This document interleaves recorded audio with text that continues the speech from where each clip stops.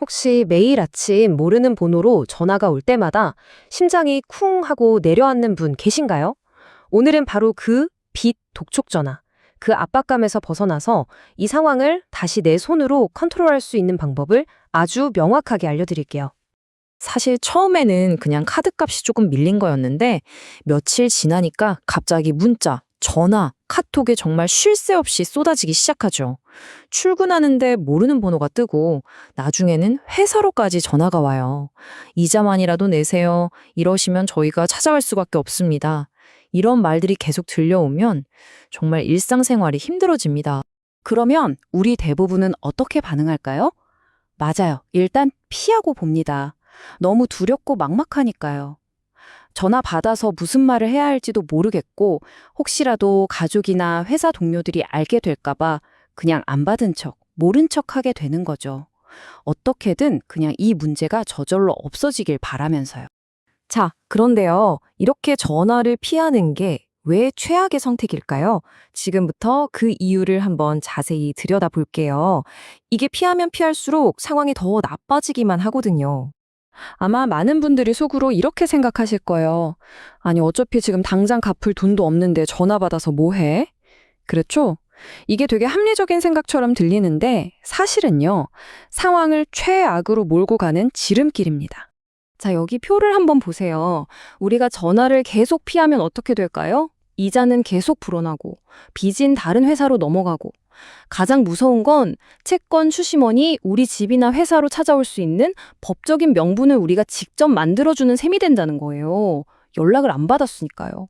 그런데 반대로 우리가 전략적으로 전화를 받으면요, 시간을 벌 수 있고 괴롭힘도 멈출 수 있습니다.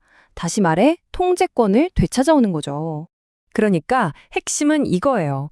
그냥 전화를 받는다가 중요한 게 아닙니다.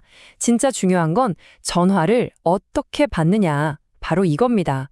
준비된 답변 하나가 모든 걸 바꿀 수 있어요. 네, 정말이에요.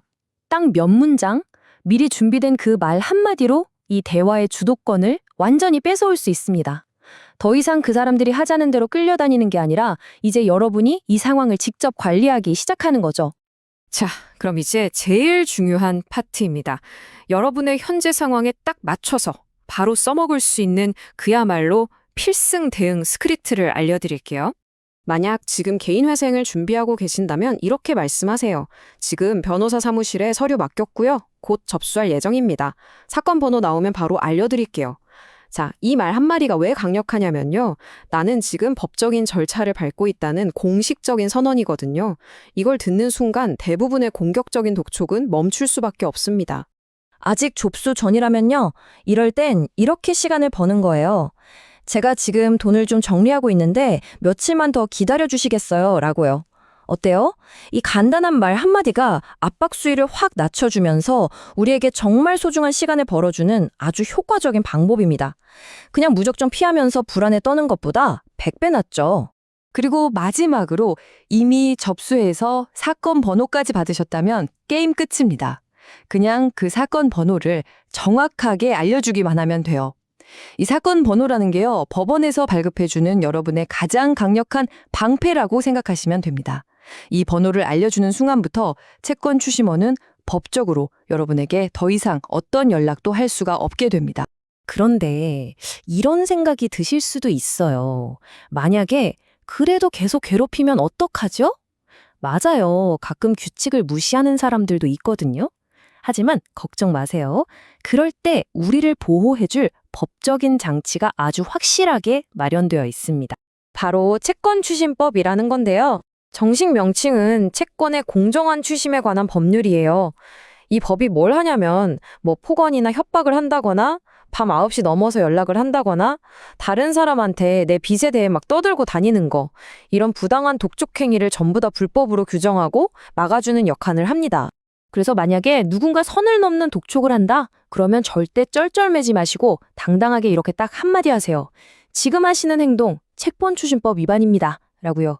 이건 그 사람의 행동이 명백한 불법이라는 걸 알려주는 가장 확실한 경고입니다. 자, 그렇게 경고를 했는데도 멈추지 않는다? 그럼 더 이상 그 사람과 대화할 필요가 전혀 없습니다. 첫째, 여러분의 변호사 연락처를 알려주세요. 그리고 둘째, 통화 내용은 꼭 녹취해서 경찰에 바로 신고하시면 됩니다. 아주 단호하게 법적으로 대응해야 해요. 자, 오늘 이야기에서 사실 가장 중요한 건 바로 타이밍입니다. 미리 준비하는 것. 대부분은 상황이 정말 감당할 수 없을 만큼 심각해진 뒤에야 움직이려고 하시거든요. 그런데 그러면 우리가 선택할 수 있는 방법이 훨씬 줄어들게 됩니다. 그럼 그 타이밍이 대체 언제냐? 아주 명확한 기준이 있어요. 만약 여러분의 한 달 월급보다 매달 갚아야 하는 이자랑 원금이 더 많아졌다? 바로 그 순간입니다. 더 이상 혼자 걷것만 할 때가 아니라 적극적으로 해결책을 찾아 움직여야 할 때라는 아주 중요한 신호예요. 절대 이 신호를 놓치시면 안 됩니다. 그리고 꼭 이 말씀을 드리고 싶어요. 이 힘든 길을 걷고 있는 게 여러분 혼자가 아니라는 걸요. 절대 혼자서 모든 걸 다 짊어지려고 하지 마세요. 이미 정말 수많은 분들이 여러분과 똑같은 문제를 겪었고 결국에는 법적인 절차를 통해서 다시 일어서는 길을 찾아냈습니다. 그러니 꼭 기억하세요. 여러분에게는 이 상황을 다시 컨트롤할 힘이 분명히 있습니다. 오늘 알려드린 것처럼 올바른 방법으로 딱 한 걸음만 내디디면 충분히 이 어둠을 뚫고 회복의 길로 나아갈 수 있습니다. 자, 이제 여러분은 방법을 알았고 여러분의 권리가 뭔지도 알게 됐습니다. 그렇다면 이 상황의 통제권을 되찾기 위해 여러분이 내디딜 첫걸음은 무엇인가요? 이제 선택하고 행동하는 건 바로 여러분의 몫입니다.